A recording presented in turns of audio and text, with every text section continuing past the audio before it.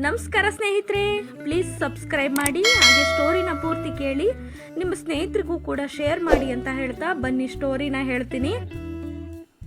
ನಾವು ಹೋಗ್ತೀವಿ ಅಜ್ಜಿ ತಾತ ಎಂದು ರಾಮು ಹೇಳುತ್ತಾರೆ. ಯಾಕೋ ನಮ್ಮ ಮೇಲೆ ಕೋಪ ನಮ್ಮ ಮಗನೇ?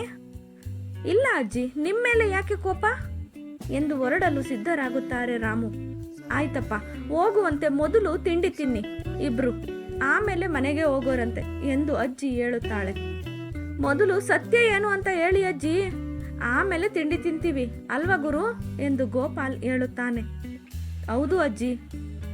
ತಾತ, ರಾಮು ನಿಮ್ಮ ಮೊಮ್ಮಗ ಹೇಗೆ ಅಂತ ಹೇಳಿ, ಇಲ್ಲ ಅಂದರೆ ನನಗೂ ತಿಂಡಿ ಬೇಡ ಎನ್ನುತ್ತಾಳೆ ಸೀತಾ. ಯಾಕೆ ಇಷ್ಟು ಹಠ ಮಾಡ್ತಾ ಇದ್ದೀರಾ ಎಲ್ಲರೂ? ಆಯಿತು, ಮೊದಲು ತಿಂಡಿ ತಿನ್ನಿ, ಆಮೇಲೆ ಹೇಳ್ತೀನಿ ಬನ್ನಿ ಎಂದಾಗ ಎಲ್ಲರೂ ತಿಂಡಿ ತಿನ್ನುತ್ತಾ ಇರುತ್ತಾರೆ. ಆಗ ಸೀತಾಗೆ ತೋಟದ ಕೆಲಸಕ್ಕೆ ಸಹಾಯ ಮಾಡುತ್ತಿದ್ದ ಕರಿಯಣ್ಣ ಬರುತ್ತಾರೆ. ಬಾ ಕರಿಯಣ್ಣ, ತಿಂಡಿ ತಿನ್ನು, ಹೋಗಿದ್ದ ಕೆಲಸ ಏನಾಯಿತು ಎಂದು ಸೀತಾ ಕೇಳುತ್ತಾಳೆ.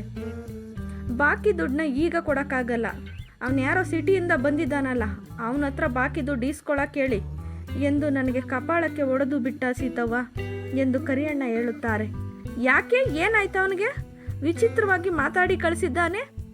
ಸಿಟಿಯಿಂದ ಯಾರು ಬಂದಿದ್ದಾರಂತೆ? ಇರು, ಫೋನ್ ಮಾಡಿ ಕೇಳ್ತೀನಿ ಎಂದು ಸೀತಾ ಹೇಳುತ್ತಾಳೆ. ಬೇಡ ಕಣಮ್ಮ ಸೀತಾ, ಈಗ ನನಗೆ ಅರ್ಥ ಆಗ್ತಾ ಇದೆ. ನಿನ್ನ ಮೇಲೆ ರೌಡಿಗಳನ್ನು ಬಿಟ್ಟು ಗಲಾಟೆ ಮಾಡಿಸಿದ್ದು ಅವನೇ ಕಣಮ್ಮ ಎಂದು ಅಜ್ಜಿ ಹೇಳುತ್ತಾರೆ. ಅದೇ ಗಜ್ಜಿ, ಅವನೇ ಅಂತ ನಿನಗೆ ಹೇಗೆ ಗೊತ್ತು? ಸುಮ್ಮನೆ ಹೇಳ್ತಾ ಇದ್ದೀಯಾ ಎಂದು ಸೀತಾ ಹೇಳುತ್ತಾಳೆ.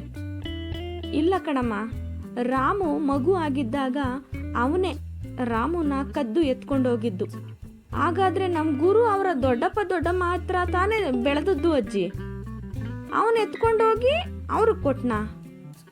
ಅಯ್ಯೋ, ನನಗೆ ತಲೆ ಕೆಟ್ಟೋಗ್ತಾ ಇದೆ, ಕ್ಲಿಯರಾಗಿ ಹೇಳಿ ಅಜ್ಜಿ, ನನಗೊಂದು ಅರ್ಥ ಆಗ್ತಾ ಇಲ್ಲ ಎಂದು ಗೋಪಾಲ್ ಹೇಳುತ್ತಾನೆ. ಅಜ್ಜಿ, ನಾವು ಬರ್ತೀವಿ ಎಂದು ಮತ್ತೆ ಹೇಳುತ್ತಾರೆ ರಾಮು. ಯಾಕಪ್ಪ, ನಮ್ಮ ಜೀವನದಲ್ಲಿ ನಡೆದಿರೋ ಕೆಟ್ಟ ಘಟನೆಗಳು ಕೇಳಲ್ವಾ ಎಂದು ತಾತ ಹೇಳುತ್ತಾರೆ. ಬೇಡ ತಾತ, ನೀವು ಮತ್ತು ಅಜ್ಜಿ ಯಾವುದೇ ಹಳೆ ನೆನಪು ಮಾಡಿಕೊಂಡು ಚಿಂತೆ ಮಾಡೋದು ಬೇಡ ಎಂದು ಹೇಳಿ ತಕ್ಷಣ ಅಲ್ಲಿಂದ ರಾಮು ಮತ್ತು ಗೋಪಾಲ್ ಹೊರಡುತ್ತಾರೆ. ಹಾಗಾದರೆ ರಾಮು ಜೀವನ ಸತ್ಯ ತಿಳಿಯೋದು ಬೇಡವಾ? ಇಲ್ಲ, ಇಷ್ಟೇನ ರಹಸ್ಯ? ಇಲ್ಲ ಸ್ನೇಹಿತರೆ, ಬಹು ದೊಡ್ಡ ರಹಸ್ಯ ಇದೆ. ಮುಂದಿನ ಭಾಗದಲ್ಲಿ ತಿಳಿಸ್ತೇನೆ. ಧನ್ಯವಾದಗಳು.